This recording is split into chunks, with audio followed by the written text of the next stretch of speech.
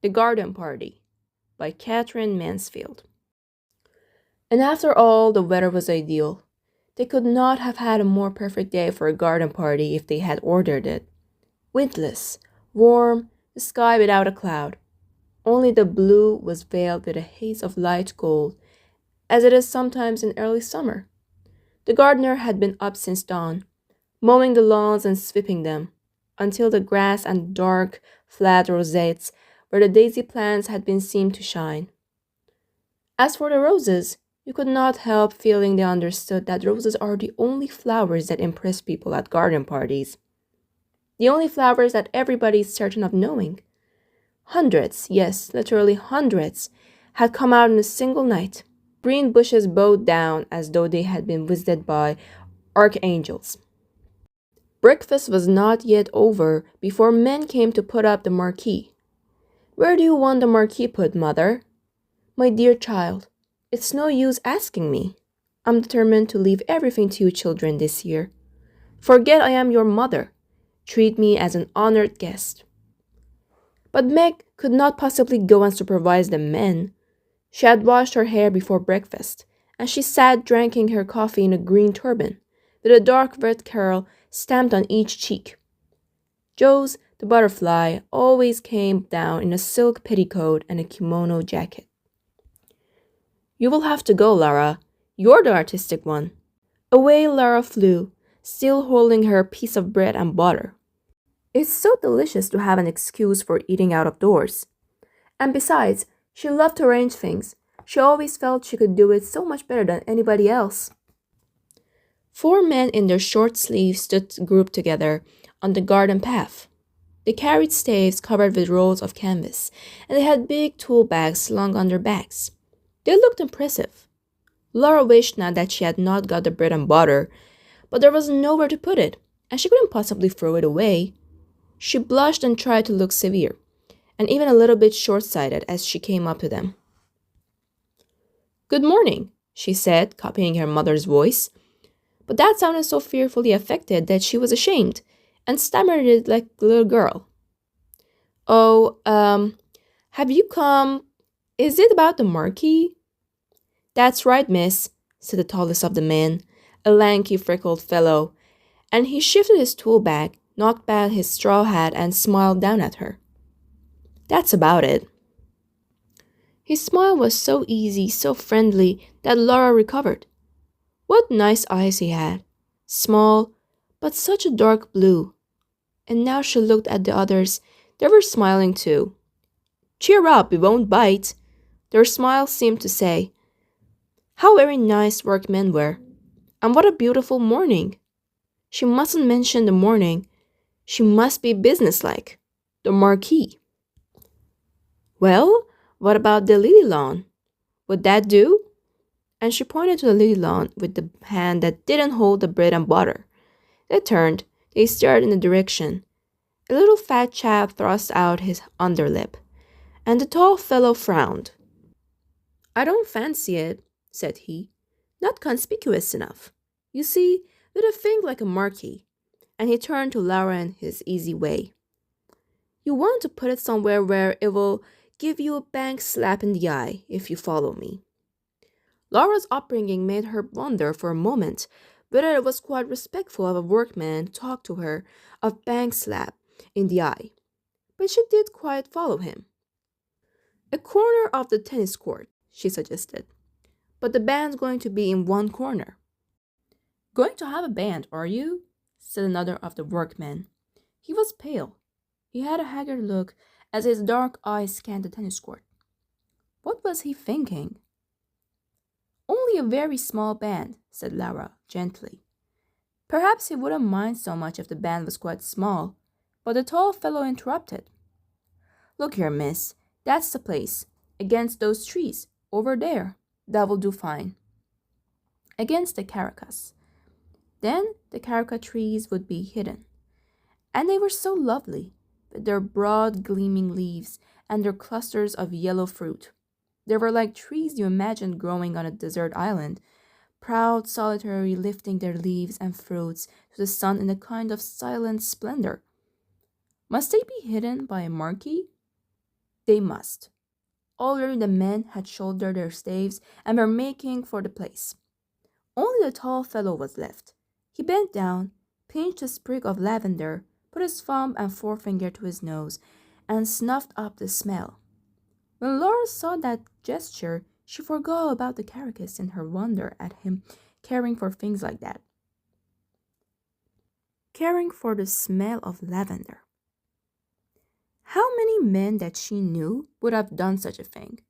Oh, how extraordinarily nice workmen were, she thought. Why couldn't she have workmen for friends, rather than the silly boys she danced with and who came to Sunday night supper?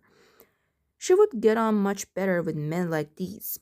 It's all the fault, she decided, as the tall fellow drew something on the back of an envelope, something that was to be looped up or left to hang, of these absurd class distinctions. Well, for her part, she didn't feel them. Not a bit. Not an atom. And now there came the chock-chock of wooden hammers. Someone whistled. Someone sang out. Are you right there, matey? Matey. The friendliness of it. The just to prove how happy she was, just to show the tall fellow how at home she felt, and how she despised stupid conventions. Laura took a big bite of her bread and butter as she stared at the little drawing. She felt just like a work girl. Laura, where are you? Telephone, Laura, a voice cried from the house. Coming! Away she skimmed, over the lawn, up the path, up the steps, across the veranda and into the porch. In the hall, her father and Laurie were brushing their hats, ready to go to the office.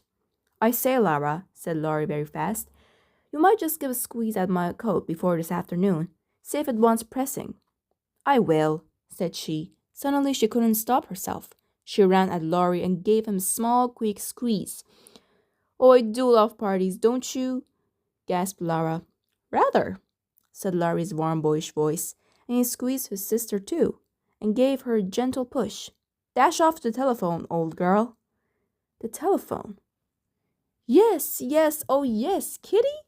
Good morning, dear. Come to lunch? Do, dear. Delighted, of course. It would only be a very scratch meal. Just a sandwich crust and broken meringue shells, and what's left over. Yes, isn't it a perfect morning? You're white? Oh, I certainly should. One moment, hold the line. Mother's calling. And Laura sat back. What, mother? Can't hear. Mrs. Sheridan's voice floated down the stairs. Tell her to wear that sweet hat she had on last Sunday. Mother says you're to wear that sweet hat you had on last Sunday. Good, 1 o'clock. Bye-bye.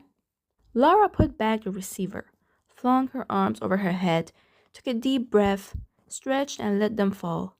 Huh, she sighed, and the moment after the sigh, she sat up quickly. She was still listening. All the doors in the house seemed to be open. The house was alive with soft, quick steps and running voices. The green baize door that led to the kitchen regions swung open and shut with a muffled thud. And now there came a long, chuckling, absurd sound. It was the heavy piano being moved on its stiff casters. But the air, if you stopped to notice, was the air always like this? Little faint winds were playing chase in at the tops of the windows, out at the doors, and there were 2 tiny spots of sun, one on the ink pot, one on the silver photograph frame, playing too.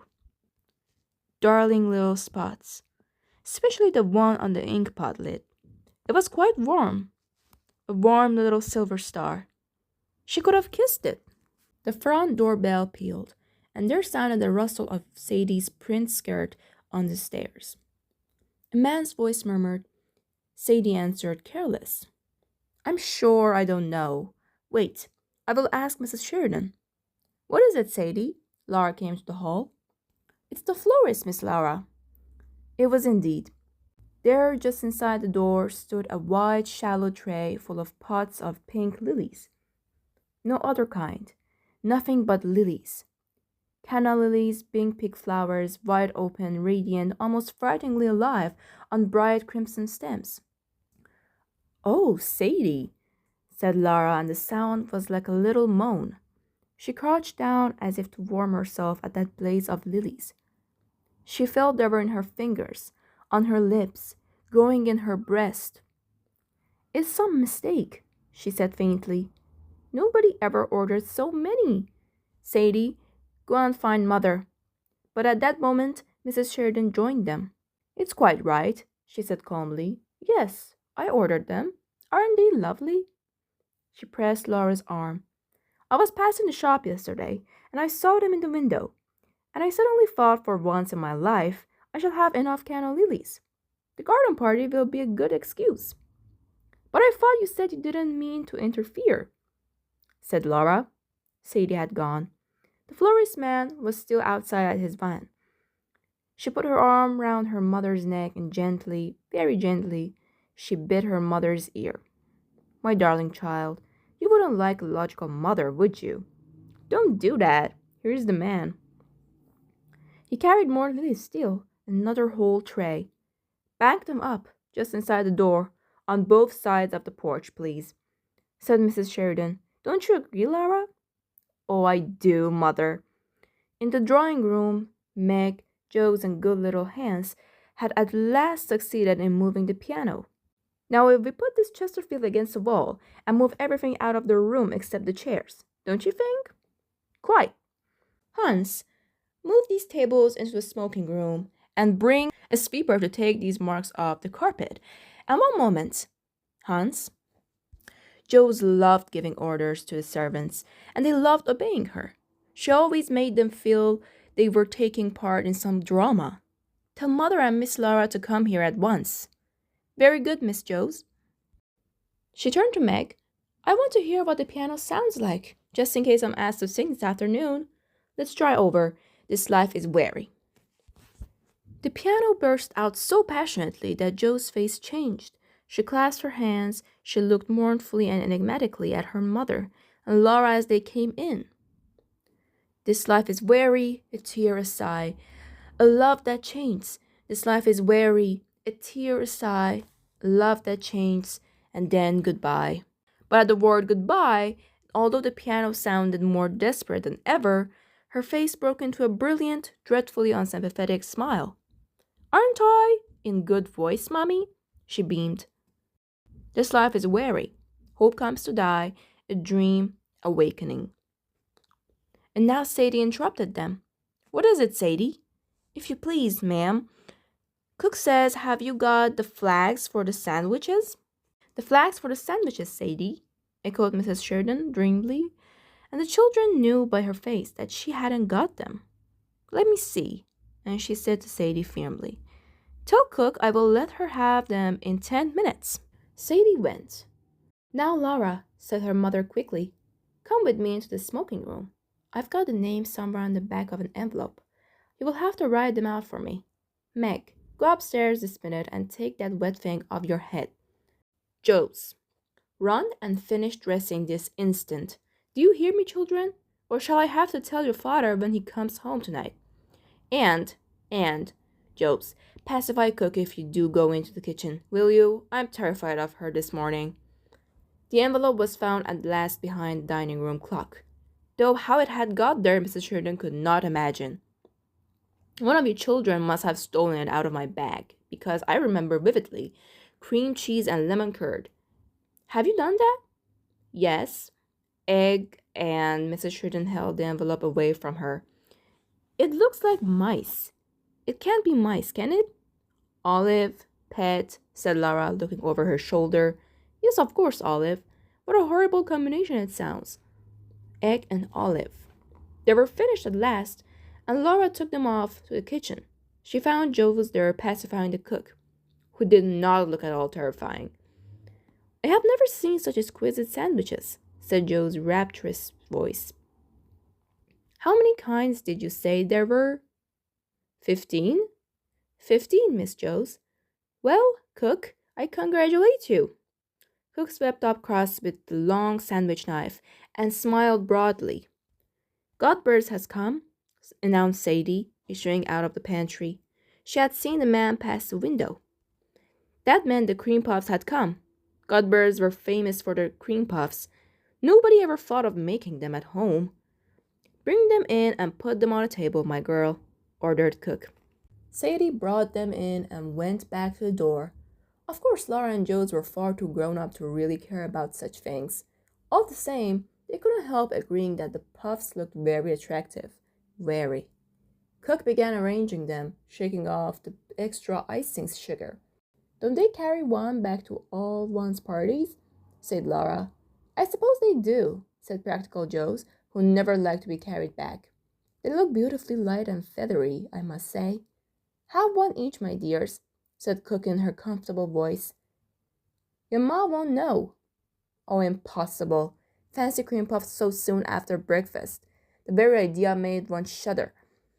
All the same, 2 minutes later, Jules and Laura were licking their fingers with that absorbed inward look that only comes from whipped cream. Let's go into the garden, out by the back way, suggested Laura. I want to see how the men are getting on with the marquis. They're such awfully nice men. But the back door was blocked by Cook, Sadie, Godber's man, and Hans. Something had happened. Tuck, tuck, tuck, clucked Cook like an agitated hen. Sadie had her hand clapped to her cheek as though she had toothache. Hans' face was screwed up in the effort to understand. Only Godber's man seemed to be enjoying himself. It was his story. What's the matter? What happened? There's been a horrible accident, said Cook. A man killed. A man killed? Where? How? When? But Godber's man wasn't going to have his story snatched from under his very nose. Know those little cottages just below here, miss? Know them? Of course, she knew them. Well, there's a young chap living there, name of Scott, Carter. His horse sheed at a traction engine corner of Hawk Street this morning, and he was thrown out on the back of his head. Killed. Dead. Laura stared at Godber's man. Dead when they picked him up, said Godber's man with relish. They were taking the body home as I come up here. And he said to the cook, he's left a wife and 5 little ones. Joes, come here. Laura caught hold of her sister's sleeve and dragged her through the kitchen to the other side of the green baize door. There she paused and leaned against it. Joes, she said, horrified. However are we going to stop everything? Stop everything, Laura, cried Joes in astonishment. What do you mean? Stop the garden party, of course. Why did Joes pretend? But Joes was still more amazed. Stop the garden party? My dear Laura, don't be so absorbed. Of course you can't do anything of the kind. Nobody expects us to. Don't be so extravagant. But they can't possibly have a garden party with a man dead just outside the front gate. That really was extravagant. For the little cottages were in the lane to themselves at the very bottom of a steep rise that led up to the house. A broad road ran between. True, they were far too near. They were the greatest possible eyesore, and they had no right to be in that neighborhood at all. There were little mean dwellings painted a chocolate brown. In the garden patches, there was nothing but cabbage stalks, sick hens, and tomato cans. The very smoke coming out of their chimneys was poverty-stricken. Little rags and shreds of smoke, so unlike the great silvery plumes that uncurled from the Sheridans' chimneys. Washerwomen lived in the lane, and swips, and a cobbler, and a man whose house front was studded all over with minute bird cages. Children swarmed. When the Sheridans were little, they were forbidden to set foot there because of the revolting language and of what they might catch. But since they were grown up, Laura and Laurie on the proles sometimes walked through. It was disgusting and sordid. They came out with a shudder. But still, one must go everywhere. One must see everything. So through they went. And just think of what the band would sound like to that poor woman, said Laura. Oh, Laura, Jules began to be seriously annoyed. If you're going to stop a band playing every time someone has an accident, you will lead a very strenuous life. I'm every bit as sorry about it as you. I feel just as sympathetic. Her eyes hardened. She looked at her sister just as she used to when they were little and fighting together. You won't bring a drunken workman back to life by being sentimental, she said softly. Drunk? Who said he was drunk? Laura turned furiously on Joes. She said, just as they had used to say on those occasions, I'm going straight up to tell Mother. Do, dear, cooed Joes. Mother, can I come into your room? Laura turned the big glass doorknob. Of course, child. Why, what's the matter? What's giving you such a color? And Mrs. Sheridan turned round from her dressing table. She was trying on a new hat. Mother, a man's been killed, began Laura. Not in the garden, interrupted her mother. No, no. Oh, what a fright you gave me. Mrs. Sheridan sighed with relief and took off the big hat and held it on her knees. But listen, Mother, said Laura, breathless, half choking. She told the dreadful story. Of course we can have our party, can we? She pleaded.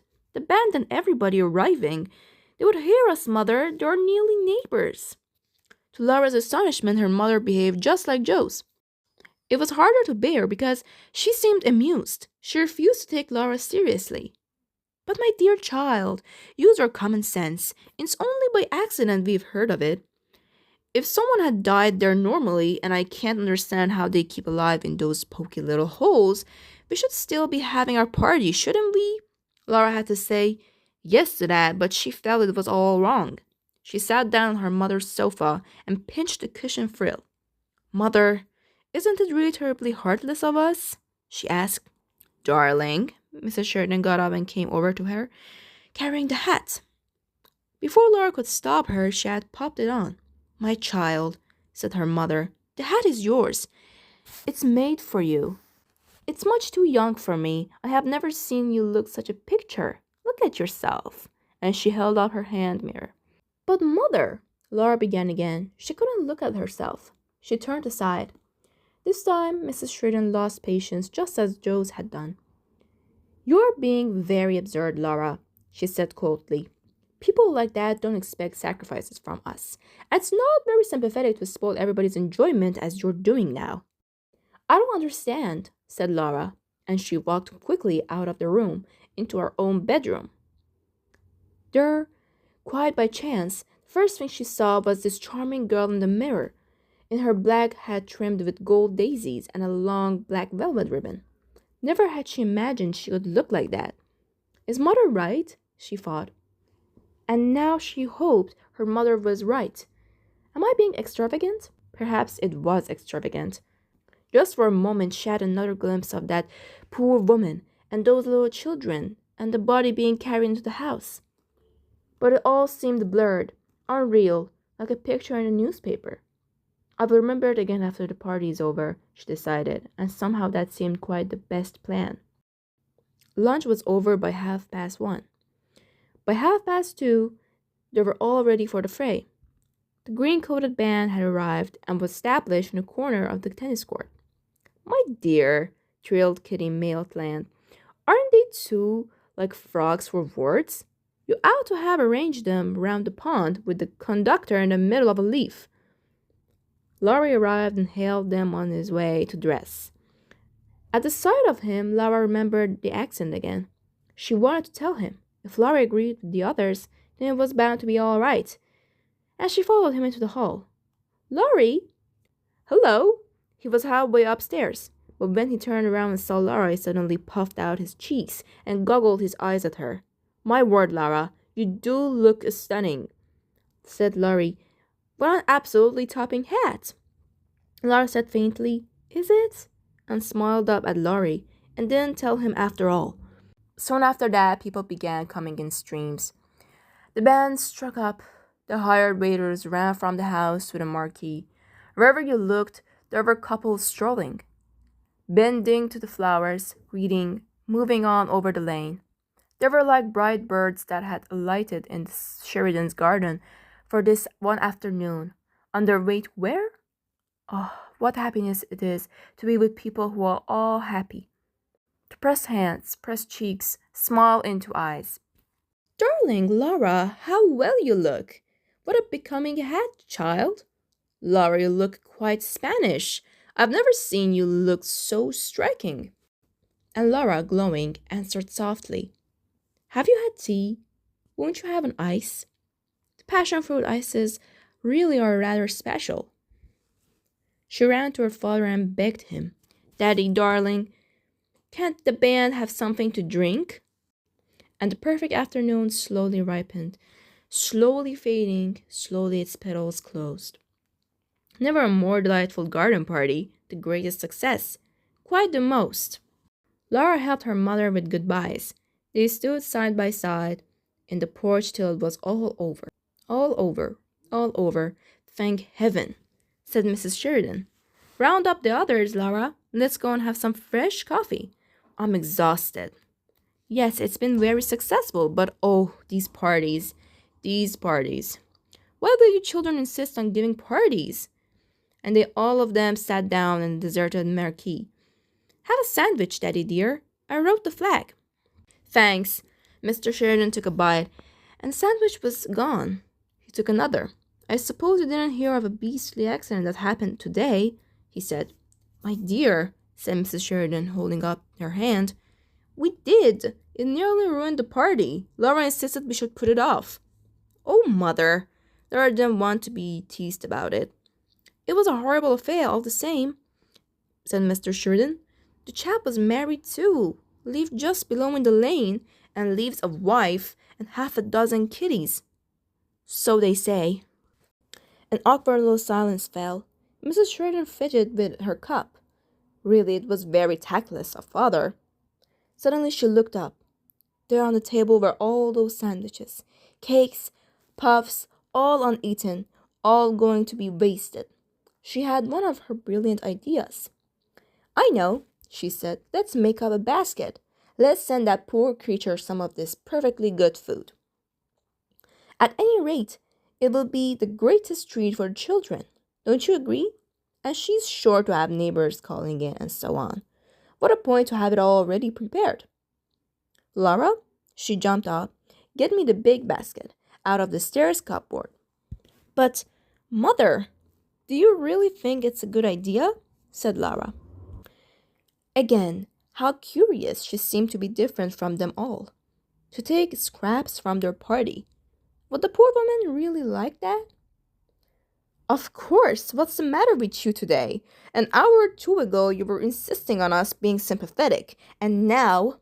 Oh well, Laura ran for the basket. It was filled. It was heaped by her mother. Take it yourself, darling, said she. Run down just as you are. No, wait. Take the arum lilies, too. People of that class are so impressed by arum lilies. The stems will ruin her lace frock, said Practical Jokes. So they would, just in time. Only the basket, then. And Laura? Her mother followed her out of the marquee. Don't on any account. What, Mother? No, better not put these ideas into the child's head. Nothing. Run along. It was just growing dusky as Laura shut their garden gates. A big dog ran by like a shadow. The road gleamed white, and down below in the hollow, the little cottages were in deep shade. How quiet it seemed after the afternoon. Here she was going down the hill to somewhere where man lay dead, and she couldn't realize it. Why couldn't she? She stopped a minute, and it seemed to her that kisses, voices, tinkling spoons, laughter, the smell of crushed grass were somehow inside her. She had no room for anything else. How strange! She looked up at the pale sky, and all she thought was, yes, it was the most successful party. Now the broad road was crossed. The lane began, smoky and dark. Women in shawls and men in street caps hurried by. Men hung over the palings. The children played in the doorways. A low hum came from the mean little cottages. In some of them, there was a flicker of light, and a shadow, crab-like, moved across the window. Laura bent her head and hurried on. She wished now she had put on a coat. How her frock shone! And the big hat with the velvet streamer. If only it was another hat. Were the people looking at her? They must be. It was a mistake to have come. She knew all along it was a mistake. Should she go back even now? No, too late. This was the house. It must be. A dark knot of people stood outside. Beside the gate, an old woman with a crutch sat in a chair, watching. She had her feet on a newspaper. The voices stopped as Laura drew near. The group parted. It was as though she was expected, as though they had known she was coming. Laura was terribly nervous. Tossing the velvet ribbon over her shoulder, she said to a woman standing by, "Is this Mrs. Scott's house?" And the woman, smiling queerly, said, "It is, my lass." "Oh, to be away from this," she actually said, "help me, God," as she walked up the tiny path and knocked. To be away from those staring eyes, or to be covered up in anything, one of those women's shawls even. I will just leave the basket and go, she decided. I shan't even wait for it to be emptied. Then the door opened. A little woman in black showed in the gloom. Laura said, "Are you Mrs. Scott?" But to her horror the woman answered, "Walk in, please, miss." And she was shut in the passage. "No," said Laura, "I don't want to come in. I only want to lift this basket. Mother sent." The little woman in the gloomy passage seemed not to have heard her. "Step this way, please, miss," she said in an oily voice. Laura followed her. She found herself in a wretched little low kitchen, lighted by a smoky lamp. There was a woman sitting before the fire. Said a little creature who had let her in. It's the young lady." She turned to Laura. She said meaningly, "I'm a sister, miss. You'll excuse her, won't you?" "Oh, but of course," said Laura. Please don't disturb her. I only want to leave." But at that moment, the woman at the fire turned around. Her face, puffed up, red with swollen eyes and swollen lips, looked terrible. She seemed as though she couldn't understand why Laura was there. What did it mean? Why was a stranger standing in the kitchen with a basket? What was it all about? And the poor face puckered up again. "All right, my dear," said the other. "I'll thank the young lady." And again she began, "You will excuse her, miss, I'm sure." And her face swollen to a tried and oily smile.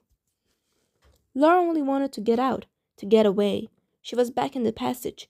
The door opened. She walked straight through into the bedroom, where the dead man was lying. "You would like a look at him, wouldn't you?" said M's sister, and she brushed past Laura over the bed. "Don't be afraid, my lass." Now her voice sounded fond and sly, and fondly she drew down the sheet. "It looks a picture. There's nothing to show. Come along, my dear." Laura came. There lay a young man, fast asleep, sleeping so soundly, so deeply, that he was far away from them both. Oh, so remote, so peaceful. He was dreaming. Never wake him up again. His head was sunk in the pillow, his eyes were closed. They were blind under the closed eyelids. He was given up to his dream. What did garden parties and baskets and lace frocks matter to him? He was far from all those things. He was wonderful, beautiful. While they were laughing and while the band was playing, Smarvel had come to the lane. Happy, happy. "All is well," said that sleeping face. "This is just as it should be. I am content." But all the same you had to cry, as she couldn't go out of the room without saying something to him. Laura gave a loud Charlie sob. "Forgive my hat," she said. This time she didn't wait for M's sister. She found her way out of the door, down the path, past all those dark people. At the corner of the lane she met Laurie. He stepped out of the shadow. "Is that you, Laura?" "Yes." Mother was getting anxious. "Was it all right?" "Yes, quite." "Oh, Laurie." She took his arm. She pressed up against him. "I say, you're not crying, are you?" asked her brother. Laura shook her head. She was. Laurie put his arm round her shoulder. "Don't cry," he said in his warm, loving voice. "Was it awful?" "No," sobbed Laura. "It was simply marvelous." "But Laurie," she stopped. She looked at her brother. "Isn't life She stammered. Isn't life... But what life was, she couldn't explain. No matter. He quite understood. Isn't it, darling? Said Laurie.